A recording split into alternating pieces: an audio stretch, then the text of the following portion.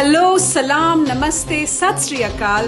My name is Gurmeher Kaur and this is the Kaur Factor.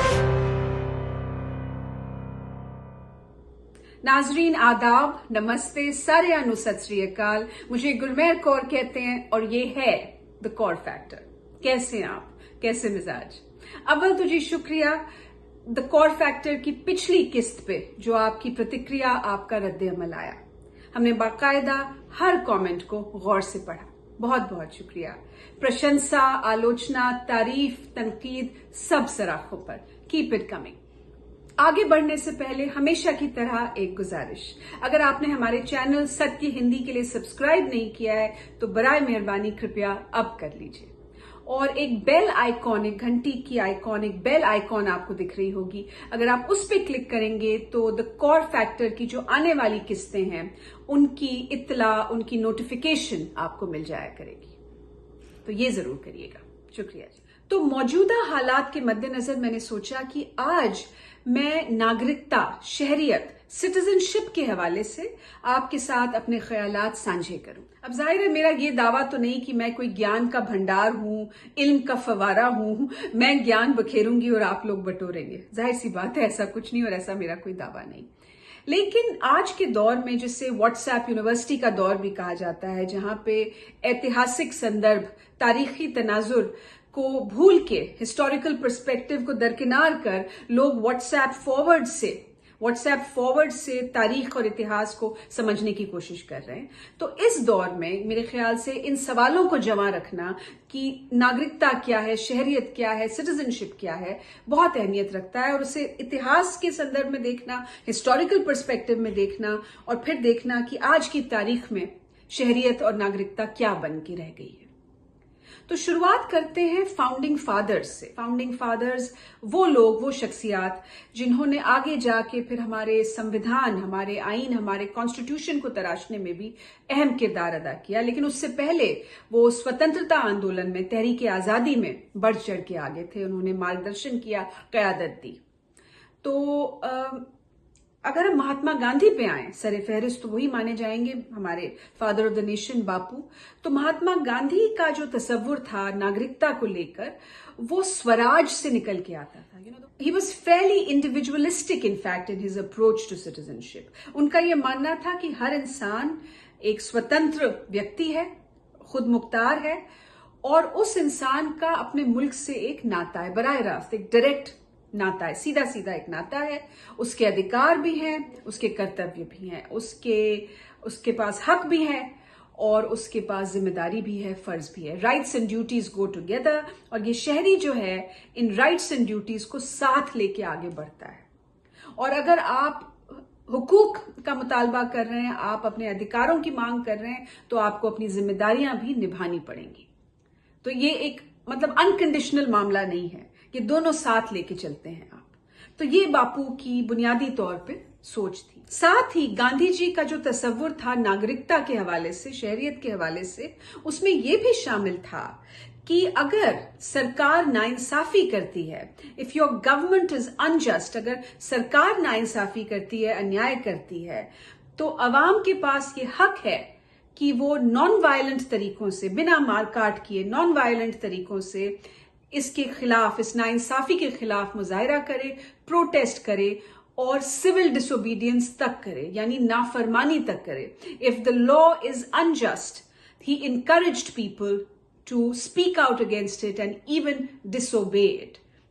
बिना मारकाट किए, non violent तरीकों से नाफरमानी, जो अनजस्ट लॉज हैं, नाइंसाफी के खिलाफ नाफरमानी करने का उनका ये मानना था कि हर शहरी का न सिर्फ हक है बल्कि उस पर फर्ज है।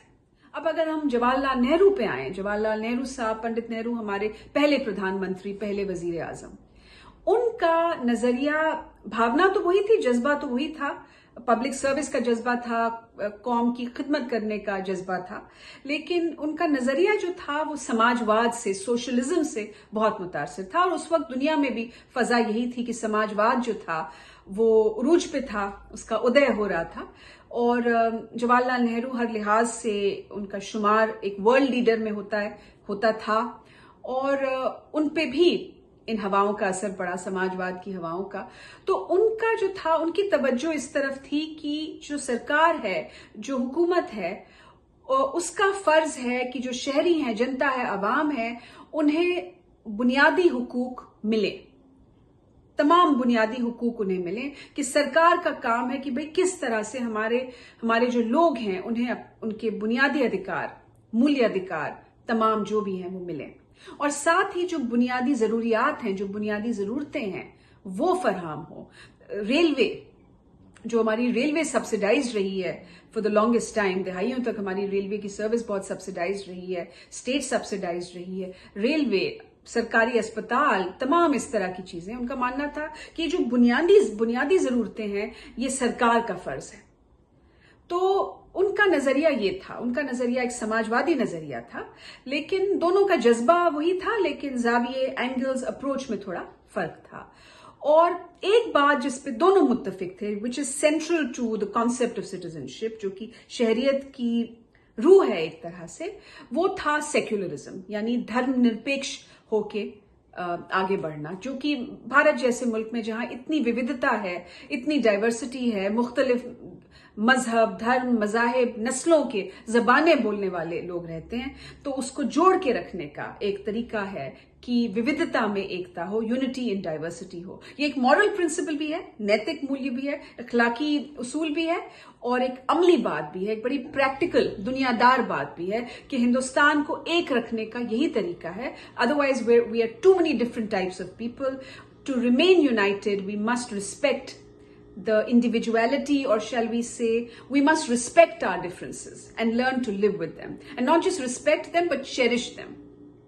अब आज के दौर में जाहिर है हम देखते हैं कि नागरिकता, शहरियत के तेवर बदल गए हैं, और आप सीधा सीधा एक हिंदुस्तानी अपने देश से नहीं जुड़ता, आप अपनी मजहबी शनाख्त, अपनी धार्मिक पहचान से गुजरते हुए मुल्क की तरफ जाते हैं। तो ये फर्क आया है, ये फर्क तसव्वुर में आया है, स्टेट पॉलिसी में आया है, और हर लिहाज से आया है।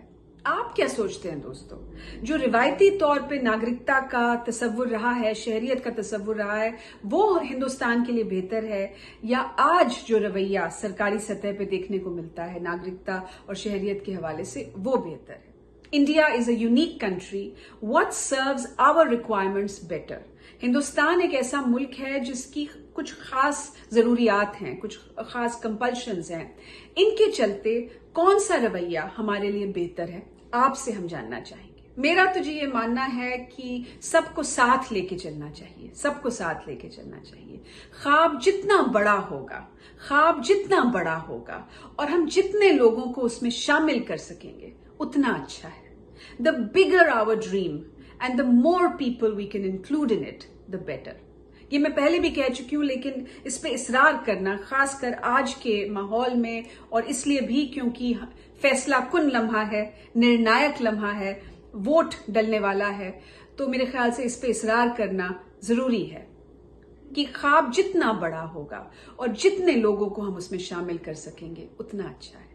हमारे तो जी ग्रंथों में लिखा है, हिंदुस्तानी ग्रंथों में लिखा है, उपनिषद में लिखा है, उदार चरितम वसुदेव कुटुंबकम।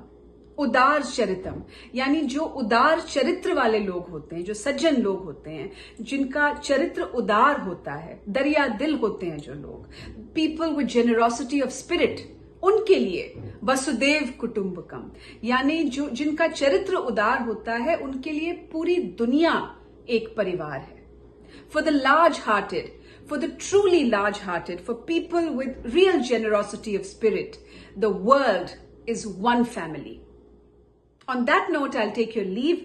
अब वक्त आपसे इजाजत लेने का, इस उम्मीद के साथ, इस दुआ के साथ हम आगे बढ़ते हैं कि हमारे मुल्क में जो आने वाले चुनाव हैं वो सब ठीक ठाक हो जाएं, पूरी ट्रांसपेरेंसी, पूरी पारदर्शिता के साथ मुकम्मल हों, और हर लिहाज से शफाफ अंदाज में, ट्रांसपेरेंट अंदाज में हो, और हमारी जमहूरियत, हमारा जो लोकतंत्र है, उसका परचम लहराता रहे। और जब फैसला आए, जब फैसला वाजे हो, जब फैसले का ऐलान हो, तो जनता जनार्दन की मंशा, अवाम की जो रजा है, वो कायम रहे, वो उसका इजहार हो, that will of the people gets full democratic expression. और हम जो हैं, बहैसियत हिंदुस्तानी अमन, शांति, खुशहाली और भाईचारे की राह पे चलें, क्योंकि हिंदी है, हम वतन है हिंदोस्तां हमारा। इजाजत दीजिए। जय हिंद। सत्य हिंदी का ऐप डाउनलोड करें गूगल प्ले स्टोर पर।